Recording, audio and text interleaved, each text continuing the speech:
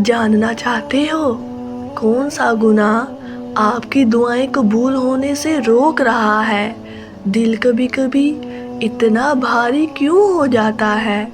क्यों कुछ दुआएं बरसों मांगने के बावजूद कबूल नहीं होती? क्यों रातों को रो रो कर मांगने वाला इंसान भी खाली हाथ महसूस करता है? शायद वजह वो गुनाह है जो हम रोज़ करते हैं मगर हमें एहसास ही नहीं होता।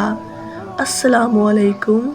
अगर आप भी कभी ये सोचते हैं कि मैं दुआ तो बहुत करता हूँ फिर भी सुकून क्यों नहीं मिलता, तो आज की वीडियो आखिर तक ज़रूर देखें, क्योंकि शायद आज आपको अपनी ज़िंदगी का वो राज मिल जाए जो आपकी तकदीर बदल दे।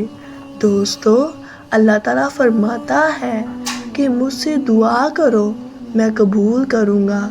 फिर आखिर ऐसी क्या चीज़ है जो दुआ और कबूलियत के दरमियान दीवार बन जाती है? सबसे पहला गुनाह हराम कमाई।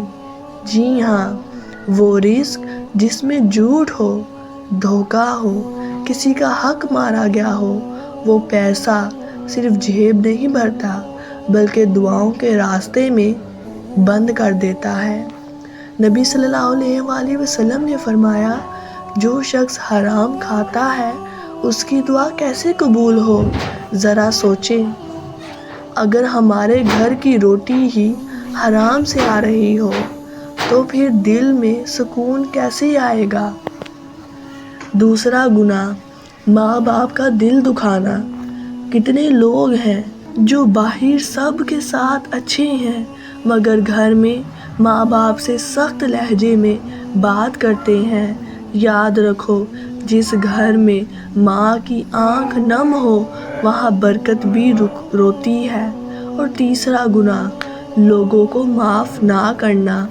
आपने देखा होगा कुछ लोग नमाज भी पढ़ते हैं, दुआ भी करते हैं मगर दिल नफ़रत से भरा होता है।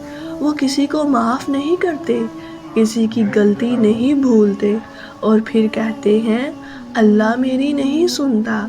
जब बंदा लोगों पर रहम नहीं करता तो रहमत के दरवाजे भी बंद होने लगते हैं। दोस्तों, एक और ख़तरनाक गुनाह है दिल तोड़ना।